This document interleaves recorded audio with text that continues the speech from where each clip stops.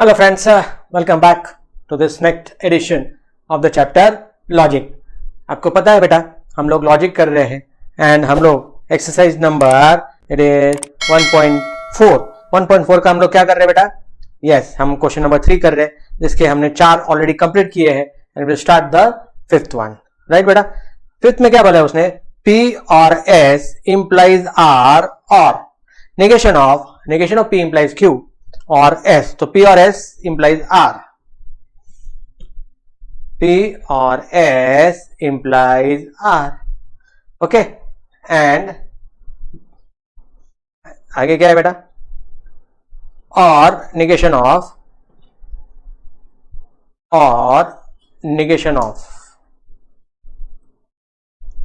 क्या है बेटा? P implies Q और S और S. ओके बेटा, एक बार वापस देख लेंगे अपन इसको. Negation of P implies Q और S. तो देखो बेटा अंदर भी निगेशन है. निगेशन P implies Q और S. राइट बेटा? ओके, नाउ हमें क्या पता है बेटा? ये जो है P हमने कल नहीं देखा था, इज ट्रू और फॉल्स, इंप्लाइज फॉल्स. ओके बेटा, और निगेशन ट्रू इंप्लाइज फॉल्स और फॉल्स. ठीक है ना? अब ट्रू और फॉल्स पता है आपको? ट्रू आएगा बिकॉज और में एक भी ट्रू आया तो ट्रू. इंप्लाइज फॉल्स और negation of true implies false, again false आएगा और false. Okay, true implies false. पहला ट्रू दूसरा फॉल्स मतलब फॉल्स है. पहला ट्रू दूसरा फॉल्स मतलब फॉल्स. और निगेशन ऑफ फॉल्स क्या है? ट्रू और फॉल्स. फॉल्स और निगेशन ऑफ ट्रू और फॉल्स क्या था बेटा? ट्रू और फॉल्स, और है एक भी ट्रू है तो ट्रू. अब निगेशन ऑफ ट्रू तो फॉल्स है, फॉल्स और फॉल्स और है, लेकिन यहां पर अपने को एक भी ट्रू नहीं मिल रहा है जिसको अपन ढूंढ रहे हैं. Therefore it will be false. Okay beta, so let's go for the last one of this, that is negation of P or R and S. Negation of P or R and S and negation of R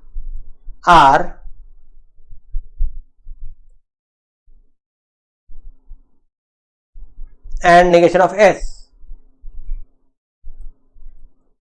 and finally and Q. ठीक है, तो ये क्या है बेटा? Negation of P और R. P मतलब क्या है बेटा? ट्रू है, और ये क्या है? False and false. And negation of R क्या है बेटा? False and negation of false. And Q क्या है? ट्रू है बेटा. So this will be negation of true or false and false क्या आएगा बेटा? False. Negation of false and negation of false मतलब false and true. बराबर ना बेटा? Negation of false तो true आएगा and true. Negation of true और false क्या आता है बेटा? True and negation of false and true मतलब false and true. ओके बेटा, तो निगेशन ऑफ ट्रू मतलब फॉल्स आएगा and negation of false and true मतलब false and negation of false is true. So it implies that the entire statement is false, क्योंकि end में क्या है बेटा? एक भी फॉल्स आ गया पूरा का पूरा फॉल्स हो जाता है बेटा. Okay, with that this question is completed. We go for the fourth question. Assuming that the following statements are true, which P, Sunday is a holiday. Q, Ram does not study on holiday. Okay बेटा, find the truth value of the following statement. Sunday is a holiday, true है बेटा. Ram does not study on holiday, ये भी true है. Find the truth value of the following statement. Sunday is not holiday. Sunday is not holiday क्या आ जाएगा बेटा? Negation of true है मतलब it will be false. Correct ना? It will be false. Sunday is not holiday. ये क्या आएगा बेटा? False आएगा. और Ram studies on Sunday. Ram does not study on Sunday, ये ट्रू है मतलब ये क्या आएगा बेटा? निगेशन ऑफ क्यू है. तो अपन क्या करेंगे बेटा? हम लोग इसके पहले भी लिखेंगे. क्या लिखेंगे बेटा? पहला संडे इज नॉट हॉलीडे मतलब निगेशन ऑफ पी और और राम स्टडीज ऑन हॉलीडे, मतलब वो भी फॉल्स है, और false, right. Negation of P और नेगेशन ऑफ क्यू, मतलब नेगेशन ऑफ पी मतलब नेगेशन ऑफ ट्रू दोनों भी फॉल्स है। So the entire statement is false. Okay बेटा।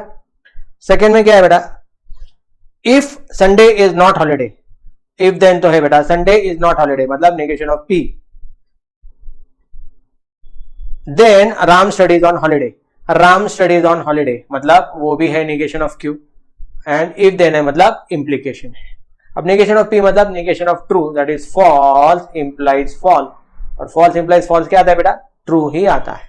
Okay okay, so let's go for the third one. Sunday is a holiday मतलब negation of p, and it is p, and Ram studies on holiday, p and negation of q, true and false, which is false. So the last statement is also false. Okay, I hope you have got it. Sunday is a holiday, इसको true लेंगे बेटा, तो Sunday is not a holiday, ये क्या हो जाएगा बेटा, false हो जाएगा। राम स्टडीज ऑन हॉलीडे, ये भी false है, false और false false आ जाएगा। इस तरीके से अपन ने इसको solve किया है बेटा। Let's go for the fifth example now. He swims, water is warm, give the verbal statement. P double implies negation of Q. अब double implies negation of Q. P क्या है बेटा, he swims, and Q क्या है, water is warm. P double implies negation of Q.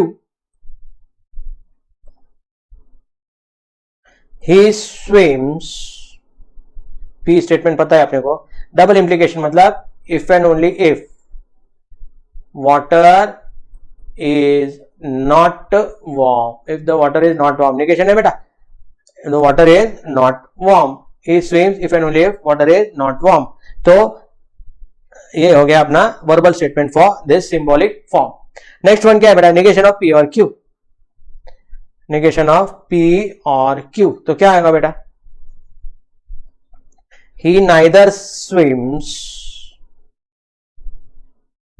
nor the water is warm, nor the water is warm।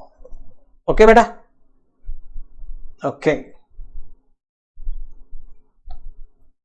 Q implies P, Q implies P, तो Q पहले आएगा बेटा, water is warm, implies है मतलब if water is warm then he swims, correct बेटा। Okay, next is Q and negation of P, Q and negation of P, water is warm and he does not swim, correct ना बेटा, water is warm and he does not swim, this is the negation of the statement। Okay, so इस तरह से अपन क्या कर सकते हैं बेटा, इसको वर्बल फॉर्म में ला सकते हैं। So now will go to the next part, that is quantifier and quantified statement. Now what are these quantifier and what are these quantified statement, 2 minute में अपन इसको देख के लेंगे। Look at the example, for every x, ये sign काय की बेटा, ये साइन काय की है, belongs to की, काय की साइन है बेटा, this sign is for belongs to, ये अपन ने 11th में देखा है बेटा। For every x belonging to R, x square is non negative, x square is non negative। अभी for every है इसमें, we shall now see how to write this statement using symbols। for every को अपन ये sign लेते बेटा, ये sign का ये है for every, for every x belongs to, now this is used to denote for all, thus the above statement may be written as in mathematical notation as for every x belonging to what, R, belonging to R, x square is not negative, not negative। इस तरह से अपन इसको लिख सकते हैं बेटा। Okay, ये sign का है फॉर एवरी की, for every, what is the sign for every, उल्टा ए, क्या है बेटा, उल्टा ए, राइट। नाउ ये जब फॉर एवरी आता है बेटा, फॉर एवरी, जिसकी साइन ऑलरेडी देखी है अपन ने, उल्टा ए, सीधा ए नहीं है बेटा, उल्टा ए, फॉर एवरी, तो it is known as the universal quantifier. Universal quantifier, ठीक है ना बेटा, फॉर एवरी के लिए यूनिवर्सल क्वांटिफायर। अब इसमें क्या होता है बेटा, यूनिवर्सल क्वांटिफायर में क्या होता है बेटा, अगर सबके सब ट्रू रहेंगे, पूरा का पूरा ट्रू है तो ही वो ट्रू है, एक भी अगर फॉल्स आ गया सब कुछ फॉल्स आएगा। अब we can also get x belongs to n such that x plus 4 is equal to 7। To write this in symbols we can write, ये जो उल्टा ई है बेटा, उल्टा ई जो है दैट स्टैंड्स फॉर सम, इसको अपन पढ़ते हैं देयर एग्जिस्ट, ये दोनों में से कोई भी एक चलेगा बेटा, देयर एग्जिस्ट भी पढ़ सकते हैं, इसको फॉर सम भी बोल सकते हैं। there exists x belonging to n such that x plus 4 is equal to 7। तो ये कौन सा है बेटा, there exists and it is called as the existential quantifier। so there are two types of quantifier, एक तो है universal और दूसरा है existential। okay बेटा, so these are the two types of quantifiers which we are studying, right? okay, now उनके science भी देख लिए अपन ने, एक तो उल्टा ए और एक उल्टा ई। Now any sentence which uses this quantifier they are called as the quantified statements। now let us see some examples। use the quantifier, कौन से quantifier यहाँ पर अपन यूज कर सकते हैं, to convert the following open sentence defined on n, मतलब all the x are natural numbers only, n मतलब x belongs to natural number, into a true statement। अब इसको true करने के लिए 2x plus 3 is equal to 11। अब इसको कैसे सॉल्व करते हैं, देखो बेटा यहाँ पर फॉर सम, ये क्या है बेटा, फॉर सम, क्योंकि सबके लिए ट्रू होता है कि ये x belong to n such that 2x plus 3 is equal to 11, this is the answer. Answer आपको यहां तक लिखना है। ओके, अब इसके आगे उसने एक्सप्लेनेशन दिया है कि ये आंसर क्यों है इसका। It is a true statement since x is equal to 4 belongs to n satisfies 2x plus 3 is equal to 11। अभी अगर x को मैंने 4 लिया तो 4 plus 2 8 plus 3 11 है, तो सिर्फ 4 के लिए ट्रू है, बाकी सब के लिए फॉल्स है, मतलब सिर्फ कुछ के लिए ट्रू है। It is not true for all. इसके लिए अपन ने क्या किया है, फॉर सम लिया है, for some x belonging to n, कुछ वैल्यूज मतलब फॉर सम। अभी दूसरा देखो बेटा, x cube is less than 64, ये भी कुछ वैल्यूज के लिए है बेटा। x अगर 1 लिया तो ट्रू है, 1 का क्यूब 1 है, लेस देन 64। x अगर मैंने 2 लिया तो 2 का क्यूब 8 है, अगेन लेस देन 64। 3 का क्यूब 27, लेस देन 64। 4 का क्यूब 64, ये फॉल्स है, 64 is not less than 64, 64 is equal to 64, therefore it is false. 4 के आगे सब फॉल्स है, तो अगेन कौन सा आएगा बेटा, for some x belong to n, कौन सा आएगा, it is true statement only for some x belonging to n। Okay बेटा, आगे का पार्ट देखने से पहले थोड़ी सी जानकारी मैं आपके साथ शेयर करना चाहता हूँ। कौन सी है कि ये HGCA जो अपने लेक्चर्स है वो 2 तरीके से आपके सामने आते हैं। एक तो YouTube के जो फ्री सीरीज है जिसके जरिए से हम लोग एक दूसरे से अभी भी जुड़े हुए हैं, और जो सेकंड है वो है प्रीमियम ऑनलाइन लाइव क्लासेस। तो इसमें क्या है, वी विल मीट, हम लोग एक दूसरे के सामने बिल्कुल ऑनलाइन में रहेंगे। कहां पर, इन द Gmeet। इसमें जो फैसिलिटीज फैकल्टीज आपको मिलने वाले वो है Neha ma'am, Sarang sir, Preeti ma'am and myself Dheeraj Bora. अगर बाय चांस कभी आप कोई लेक्चर मिस भी करते हो तो इसमें आपको रिकॉर्डेड बैकअप फैसिलिटीज भी मिलेगी। प्रीमियम बैचेस में आपने जो ज्वाइन करना है, क्यों करना है, because you can get all this things from this premium batches. ये सारी चीजें आपको मिल सकती है जो आपके सामने अभी हमने रखी हुई है। अब कौन कौन से कोर्सेज हम लोग आपके सामने रखते हैं, that is the 11th, 12th, BCom and the CA foundation, ये सारे कोर्स आपको मिलेंगे, right. If you are interested you can join, और you can, for more information you can contact this numbers. Okay, let's continue with our topic. For some, तीसरा देखो बेटा, x plus 5 less than 9, ये भी कुछ के लिए है, इसके लिए for some x belong to n such that x plus 5 is less than 9, यहां तक ही आपको आंसर लिखना है। Okay, because it is true for 1 2 3 and उसके आगे सबके लिए फॉल्स है। इसके लिए क्या आएगा बेटा, for some. Now will go for the exercise number 1.5।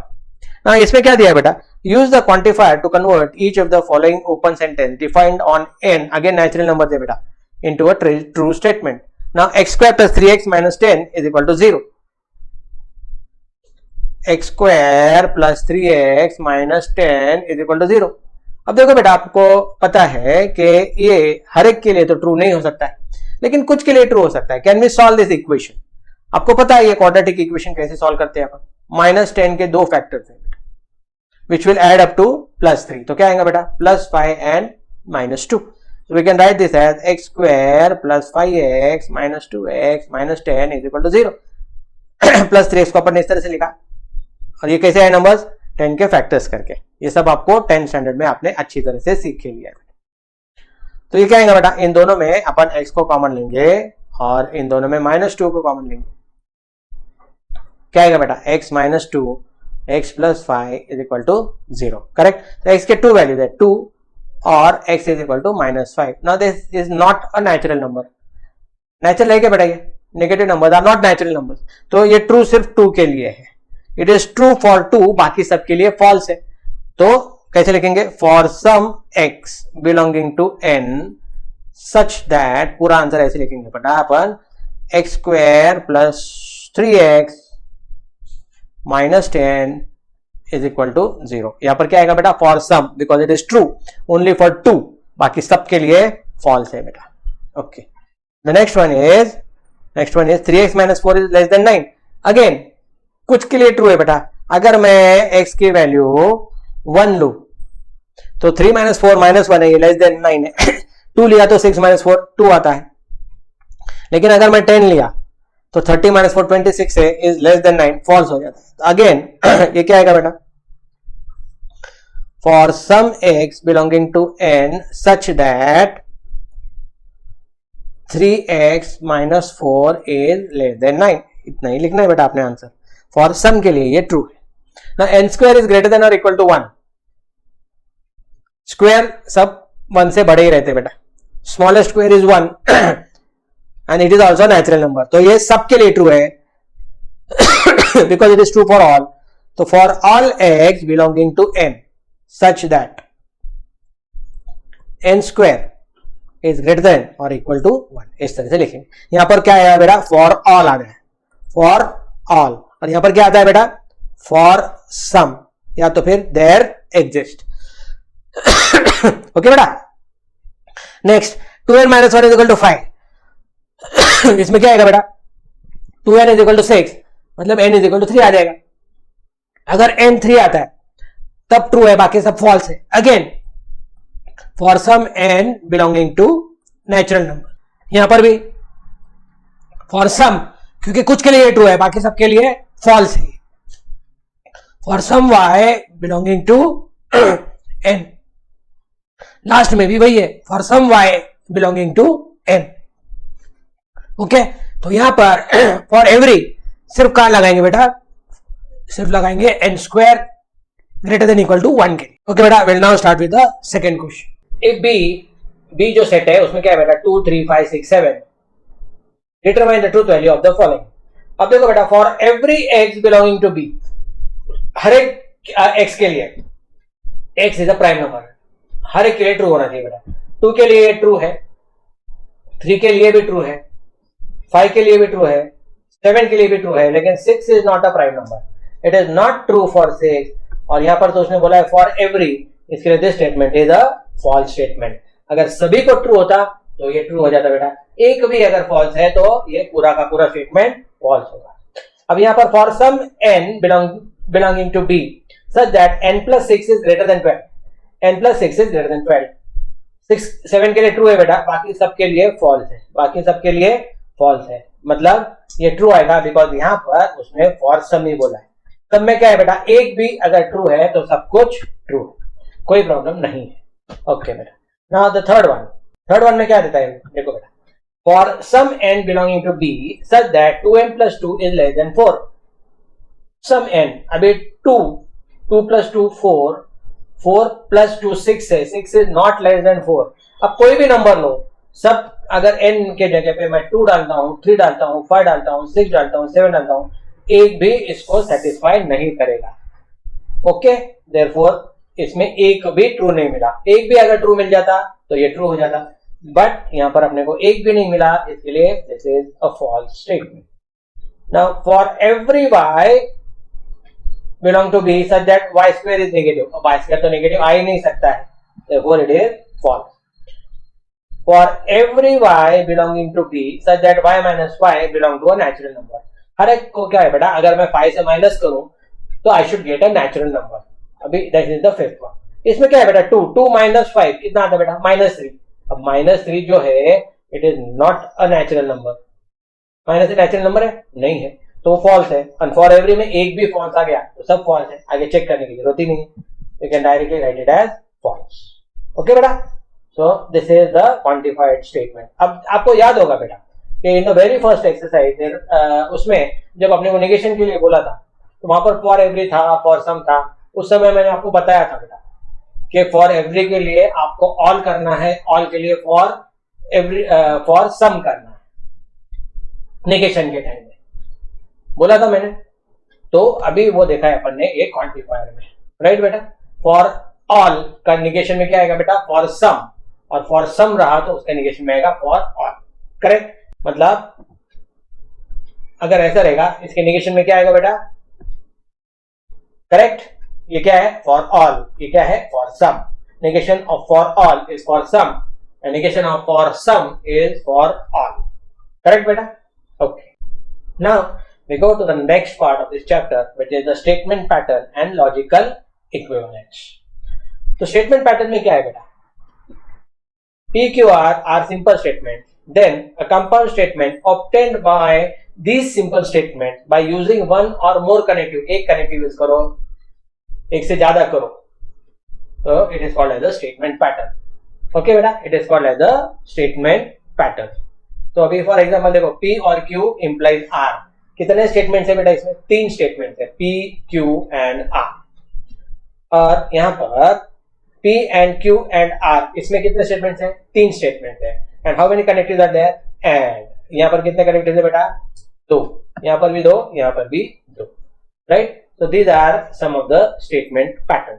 अभी इसमें जब अपने को ट्रूथ टेबल बनाना है बेटा, तो उसके लिए अपने को कुछ पॉइंट्स याद रखने हैं.